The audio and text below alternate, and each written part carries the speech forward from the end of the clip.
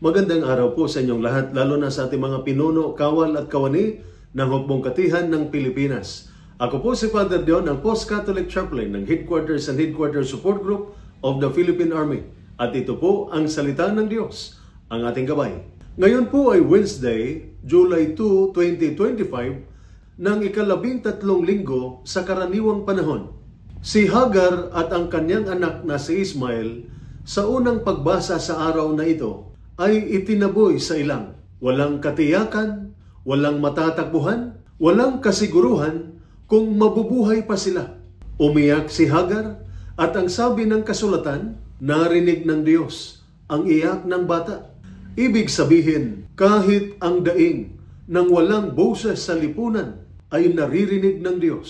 Sa ating ebanghelyo naman sa araw na ito, si Jesus ay humarap sa isang lalaking sinapian ng masamang espiritu, isang taong itinataboy at kinakatakutan ng lahat. Ngunit si Jesus ay hindi lumayo, bagkus ay nilapitan siya, pinakinggan at pinalaya mula sa kanyang paghihirap. Ito ang mensahe ng mga pagbasa ngayong araw. Hindi nakakalimot ang Diyos, hindi bingi ang Diyos sa daing ng mga itinatakwil. Hindi bulag ang Diyos sa mga iniwang nag-iisa. Bilang sundalo o dependent, maaaring dumating ang panahon na parang walang nakakakita sa iyong sakripisyo.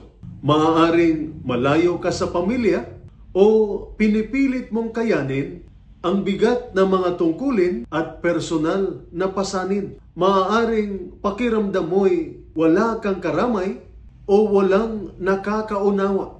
Ngunit tandaan mo ito. Alam ng Diyos ang pinagdaraanan mo. Naririnig niya ang bawat daing. Nakikita niya ang bawat luha.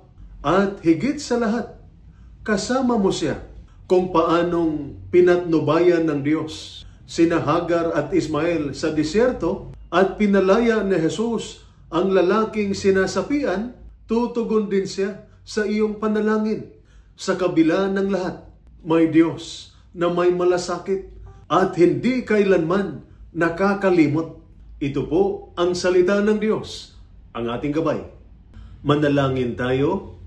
Panginoon, sa oras ng lungkot, pagkabigo o pag-iisa, iparamdam mo na ikaw ay malapit sa bawat sundalo at dependent na tila walang kasama. Ipagkaloob mo ang iyong kapayapaan at lakas.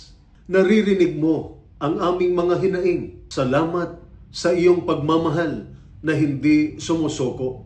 Amen. At sumainyo at sa inyong pamilya ang pagpapala ng makapangyarihang Diyos, Ama, Anak at Espiritu Santo. Amen.